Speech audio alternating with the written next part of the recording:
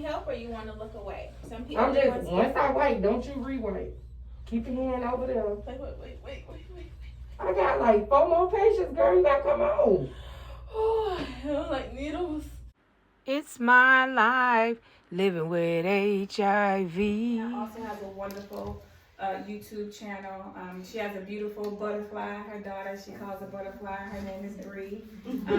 She's one of our high schoolers. We could all pour into her as well. I'm going to sit back. I'm going to let each one of them introduce themselves when it's time from Dr. Joy. I'm excited because just in 5 minutes I learned a lot. And I'm a provider. And some of the things Ms. Ross told me, I was blown away. So I'm going to be in the background taking notes, okay? Okay. So thank you so much for that. So I'm so happy to be here, and I'm so happy to have, I'm going to take a back seat and allow our two co-hosts to introduce themselves for the conversation. And so Miss Lisa Britt, would you like to start? Sure. My name is Lisa Britt, and I'm originally from Cleveland, Ohio. I moved down here when I was 3 years old after my mother and father got a divorce.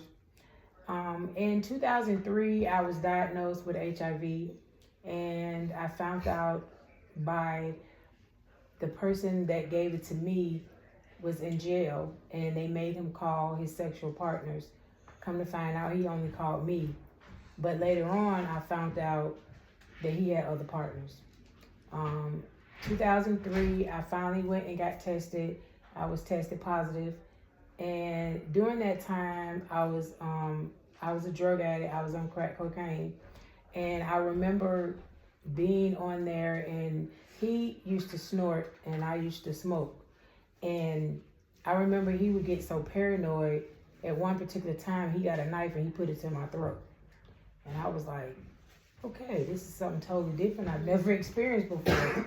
But in the meantime, I do remember the other people that he was with, he used to abuse them, but he never did like hit me or anything like that. So that was one time that I went through domestic violence. The next time I went through domestic violence was with my husband, now that I'm married too, but we're separated at the moment. Him and my other son never got along. They never got along, and then one particular time, he was trying to do something on the computer, and he couldn't get it done. He was getting frustrated, and I was like, I told him, I said, you acting like a little bee, and he got mad. He was like, no, the bee is in the other room talking about my son. So we got to the point, unfortunately, I did hit him. I know it was wrong, but I hit him, and he came after me, and I fell on the floor, and he tried to get to me, but he couldn't because my robe had flipped over on my head, on my face. So all I was doing was like this. So he couldn't get to me. So what did he do? He bit my finger. He went to jail. He did. He went to jail for that. And those are my experiences going through domestic violence. And I did not realize until after I was diagnosed, going to different groups and stuff, that HIV and domestic violence go hand in hand. I didn't realize that. And some stuff that I had read through the years, it was some stuff I was going to bring here, but I left my computer at home. Sorry about that. I realized that there's a lot of women that go through domestic violence being HIV positive. And a lot of them, they go through it because their significant other find out that they're HIV positive and they want to fight. And I was really shocked, and I'm still shocked. Because I didn't go, through that. My husband, I told him right off the rip when I first met him that I'm HIV positive. Because I believe that once you're HIV positive and you want to be intimate with someone, go ahead and let them know you're HIV positive. Why I say that? Because why would you wait and go through a relationship, let's say 6 months, a year, and then you want to finally tell them? Because the reason why you should tell them up front, and everybody have their own preference on how they want to, expose themselves as far as being HIV positive, that gives them the choice to decide if they want to be with you or not. And people disclose however they want to disclose, but that's me. I tell them right up front. And so, of course, I've gotten turned down a couple of times. This is before I got married. But we used to always argue a lot because I wasn't happy in my marriage. And finally, I told him that I wasn't happy. I was unhappy. He got mad. He started hitting the lamp and knocking on the floor and just mad. And you just want to be with him in the first place. No, it's not that I want to be with my ex-boyfriend. It's the fact that I'm unhappy in my marriage because we don't do nothing. We don't go nowhere. All we do is sit around in the house. And so it got to the point where I just went on and started cheating on him because I was unhappy. You know, the other person was giving me more what I needed compared to my husband. And I know it was wrong because I was married. But at the time, I really wasn't into God like I should have been into God. And so at the same time, I realized that the other person that I was cheating on him with, he is no good either because he was still going around cheating with other different women. And so I had to put in my mind, okay, I don't need to be with this person because he don't love himself. He definitely don't love me. So that's my experience in being in a domestic violence relationship and HIV positive. I do understand that there are worse cases than mine, and I really feel for the women that's going through it worse than I am.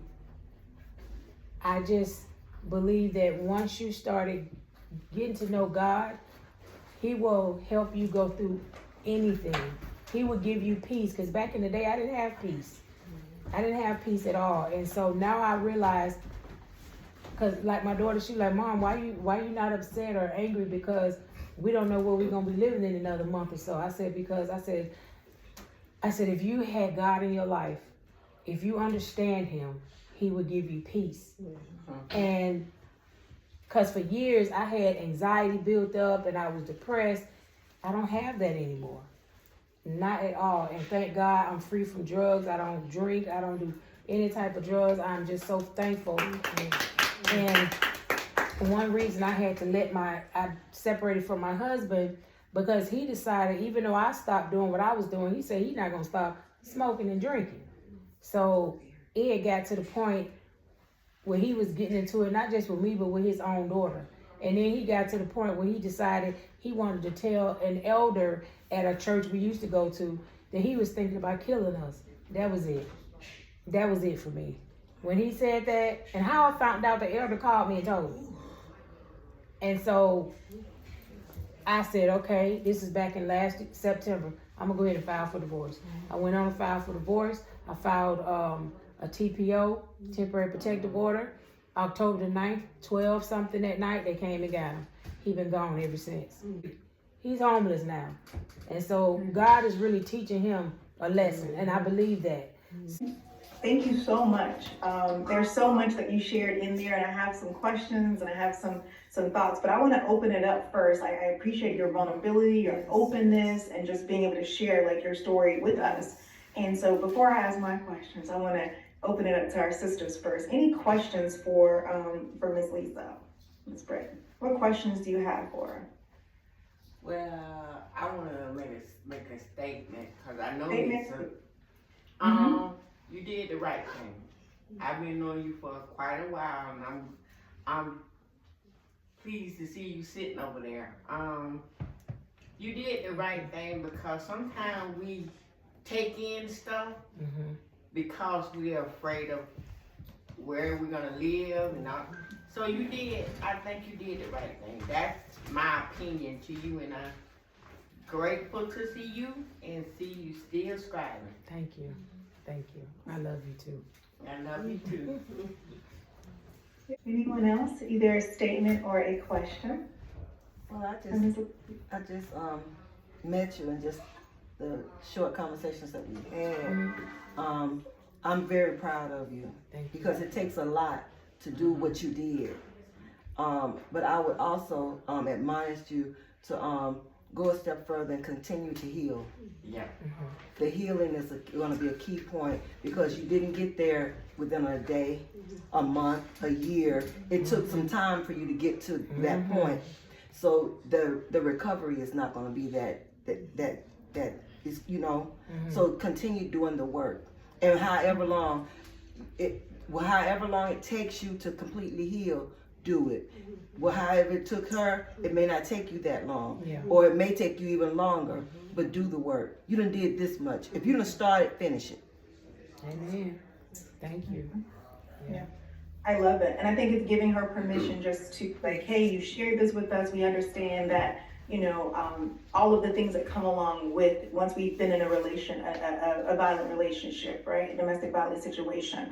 And knowing that you're not going to be out of it and, oh, I'm better tomorrow. But it is a journey. It does take time. Yeah. And knowing that it's your time, not anybody else's time. I don't care if you've been gone for 2 years. It's like, hey, we know that being in situations like that is very traumatic. And even more so when we have kids that are involved. Yeah. And think about, you know, or the child, your daughter being able to, like, what's going to happen? Where are we going to live? Like, all of those factors we talked about a little bit earlier prohibit a person from leaving when they feel like they need to leave. Those are all of the things that kind of are at play. And knowing that once you're out of it, it's like you can breathe for a little while, but then you start to really think about, like, now that I'm in a place where I feel safer, reflecting on that entire experience. We know that people who have been in a situation where there's been some domestic violence, the depression numbers are higher, the anxiety numbers are higher, the substance abuse numbers are higher, right? The chronic pain is higher. And then just being able to heal from trauma. All of these numbers are much higher. And one of the things Ms. Lisa mentioned before was talking about the correlation of the relationship between individuals who are HIV positive and experiencing IPV or intimate partner violence. What do you guys, you know, of course I gave you some stats earlier. What percent of women, so I took out the men, what percent of women who are positive have also reported experiencing intimate partner violence? Just to kind of piggyback a little bit on what Ms. Lisa said earlier. What percent? Do you I'd probably think? say about 25%. Okay, someone said 25. What else? I say 20. 20. Okay, anyone else? About 35. That's being open to it. That's I 35. said 60. Said 60. I said 60. Say 60. Okay, because y'all playing it safe. Y'all heard me say reported. Right. You learned from the first time. So this is the reported number. The 80%. The reported number of positive individuals who also reported experiencing intimate partner violence as of 2021. That's probably because we were all doing COVID and we could not necessarily report. They were not focusing on those studies since. But 55%. Oh, wow. Reported. So going back to beforehand, we're talking just 30%. This is Yeah. 55%. So just imagine how high that number really may be. Yeah. Perfect. Y'all, my T cell count is 1190 and my viral load is undetectable.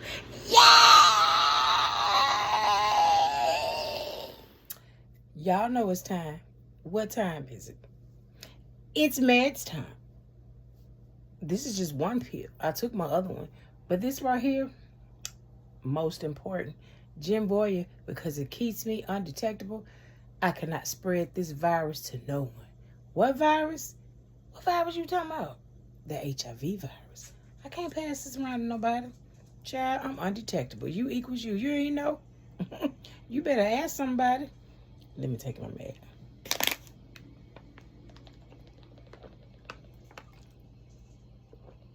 Girl, you equals you.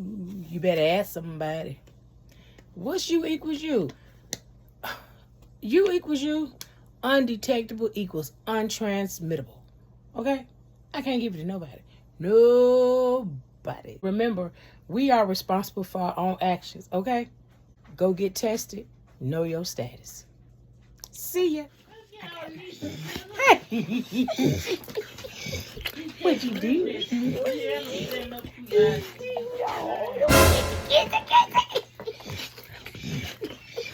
You can't get all the way up here. Oh my God. You gotta be good.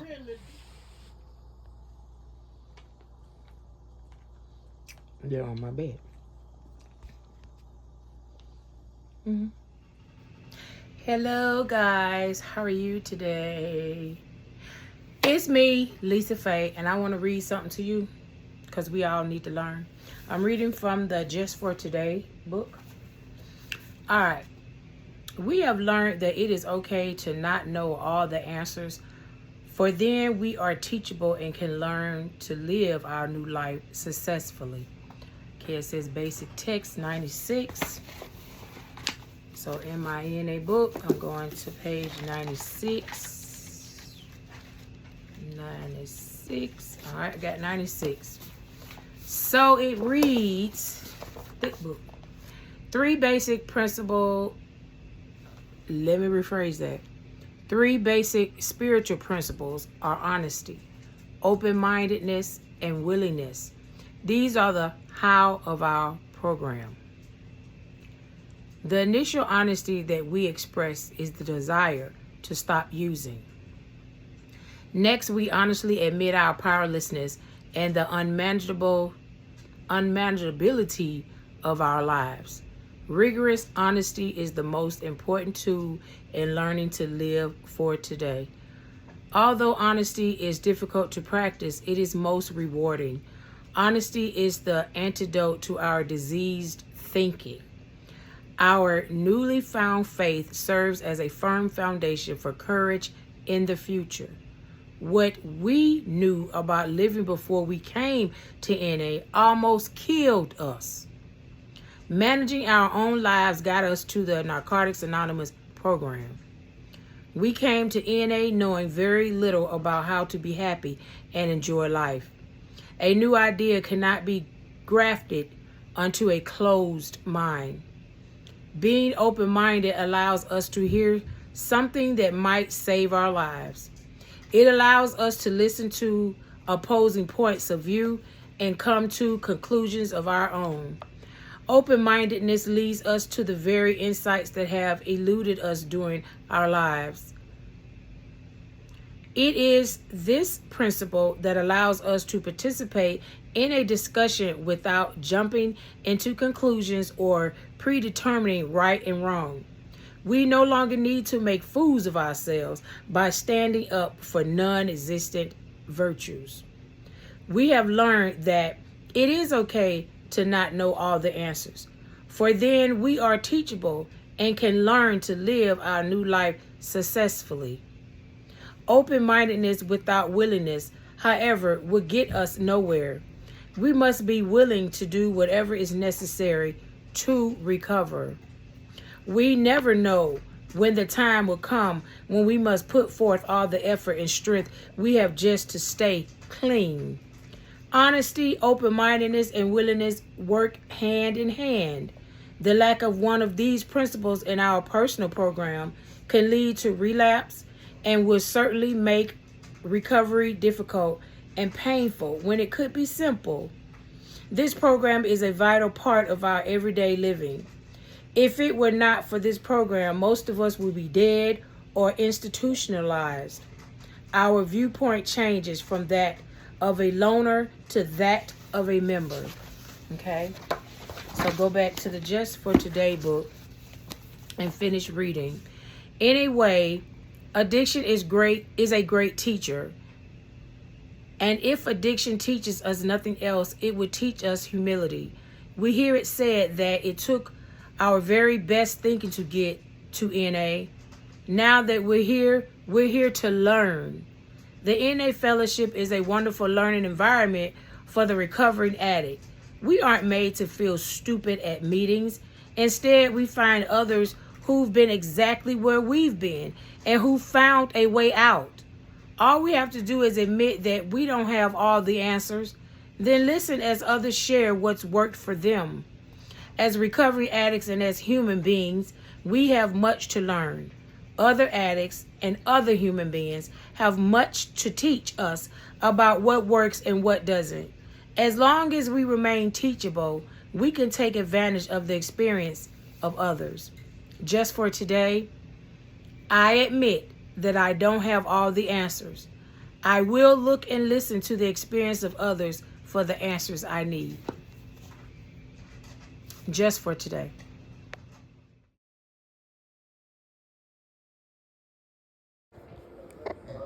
Look, y'all. Look who I ran into in the rent office. Beautiful. Got them yellow eyes. So pretty. But I used to have one too. Mine was named Midnight.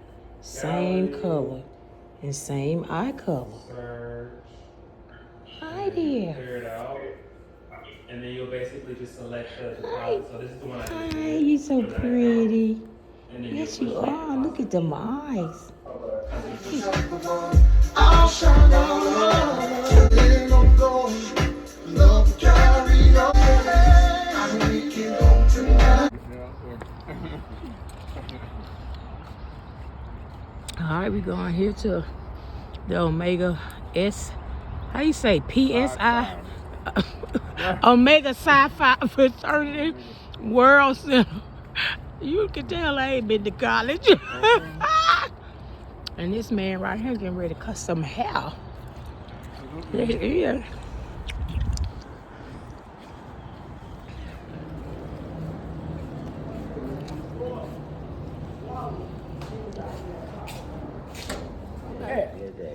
All But right. I'm just giving them a little impromptu because we got some more boys coming. Thank you. We got a chef coming. So Okay. I don't want to get too much into what I got going on, but check this out. Some of y'all, from the looks of, are you shooting? Yes. Come on, man. He doing more than you. And you the one that needs the community service out. See, I don't do a lot of playing. I don't. I love it. If you gonna do something for me, do it. If not, don't do it. Because I can do it. Those are my cats. I know how to shoot. But I'm trying to teach them a new skill. Also, some of y'all are gonna get haircuts.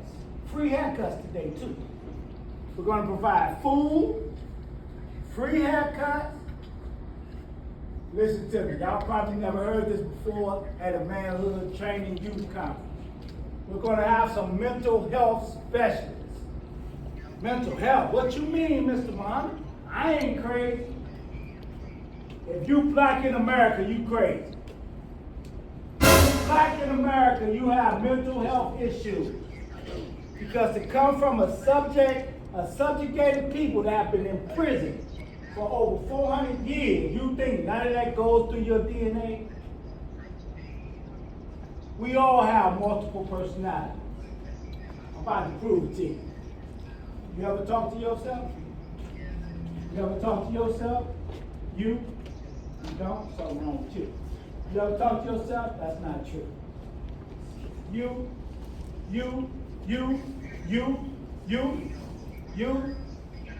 Y'all got a whole bunch of brothers that y'all talk to, but you find yourself talking to yourself sometimes, don't you? What about you? And sometimes that self talks back, correct? Where all them people come from? That's in your head. How many people in your head, Brother Michael? Can't count. I probably got about 14 different personalities. You ask some people, they say, Brother Mark is mean as hell. Some people say Brother Mark is rude as hell. Then you got some people that say Brother Mark is nice. Some people say Brother Mark is helpful. Some people say Brother Mark is the best thing I've ever seen as far as a brother. But then you got some people that hate. Where did all these different people come from in this one man? Multiple personalities. Our people went through such a tragic experience that we don't even know the ramifications on a cellular level that goes through generations and generations. So everybody got mental problems. Everybody. Our way is to show you how to cope. Even my man, little Yusef. How old are you, Yusef? 7. Now how could a 7-year-old boy have trauma? Easy. I could have just caused him trauma just by raising my voice. They may not holler in his house. They may be gentle. Oh, Yusef, do this. Yusef, do that. But then you have Uncle Mark come. He stay with me for a weekend. I tell him to do something. He don't do it right. And I say, Yusef, get your ass up. You don't think that's traumatic for him? If he's never heard that before? Right? You got people that don't like dogs. Why? Because a dog barks at them. Hey! That's horrible. Oh my God. So now every time you see a dog, you what? You're experiencing trauma. So we want to deal with all of that. So we're going to have that there. So that was just a short little spiel I wanted to give y'all. Y'all can relax, go in and have a seat.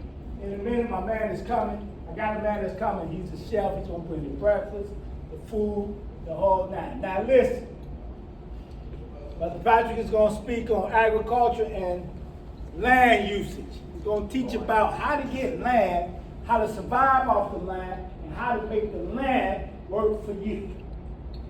Brother Patrick he don't know this, but he's a mentor to me, he's an idol to me. I appreciate everything that this man does. Everything, well, mostly everything that I learned about farming comes from Brother Patrick. Okay? We'll have another brother here, Brother Ghazi. Brother Ghazi got incarcerated at a very young age. Spent a lot of time in prison. And now he's one of the #1 entrepreneurs in the state of Georgia.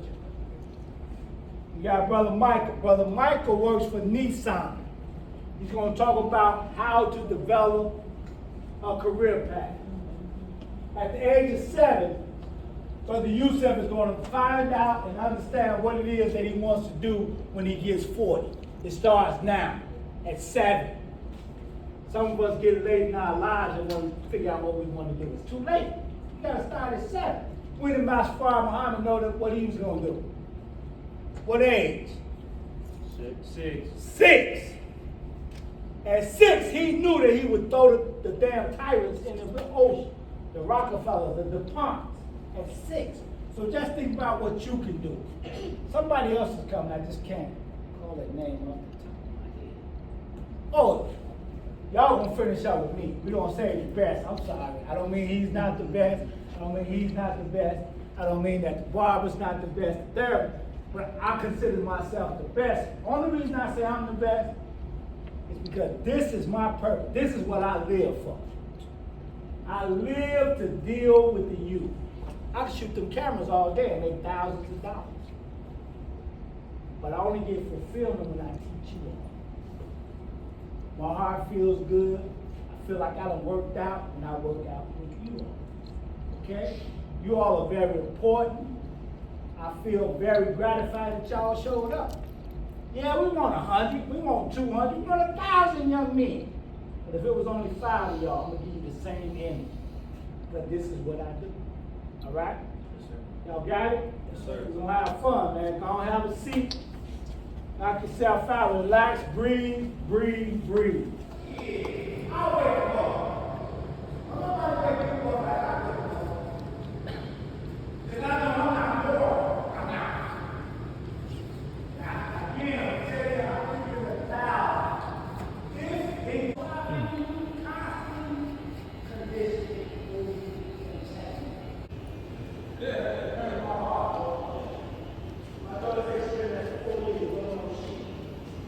So Chaz, what made you become a barber? Well, I'm going to tell you the truth. I was in college. I moved from New York to Atlanta, and I was in college at Morehouse, and I was running track. I was walking by this hair school on Forsyth Street called Family Beauty and Barber School, and they were registering for the new year, and so I walked in and just asked some information about my father had died in Vietnam, and I wanted to know if they took the VA benefit. And she said they did. I just signed up for it. And from that point, when I went to school, I fell in love with the art. Wow. Yeah. That's a blessing. That was in 1990. 1990. And I've been doing hair ever since. Okay.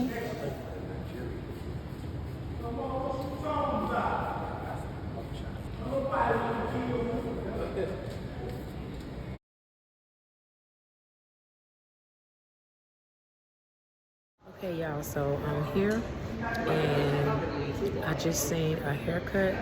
The man did a magnificent job. Yes, he did. Stay tuned. I got some more for you.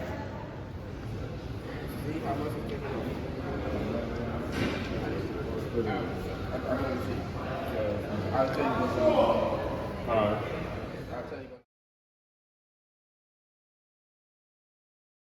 And graduation.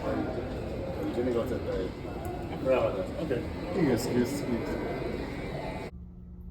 Hey y'all, so I'm here in the restroom. It looks so pretty in here. Let me show y'all. It's nice in here. It's nice. Look at that. Curtains and got the mirror. You can see yourself.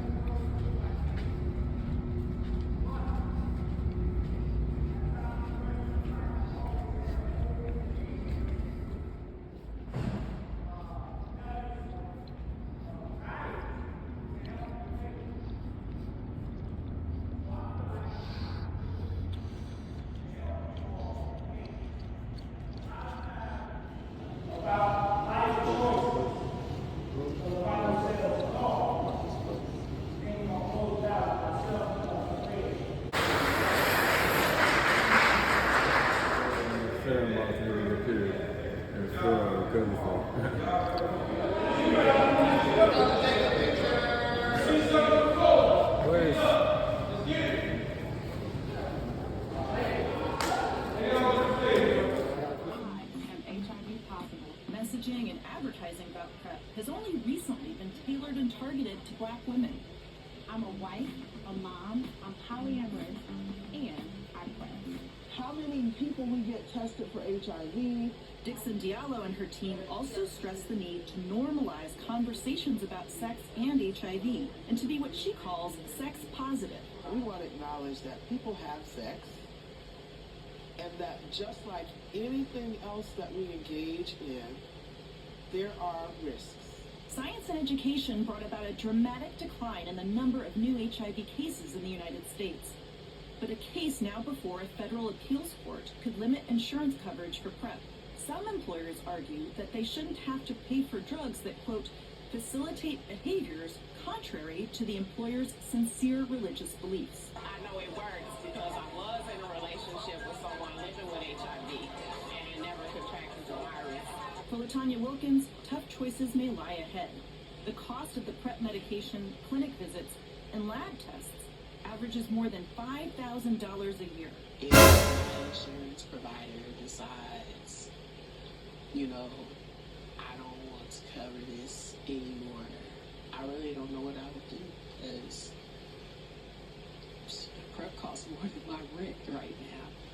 I have a lot of things. Help or you want to look away? Some people. I'm just, once I wait, don't you re-wait.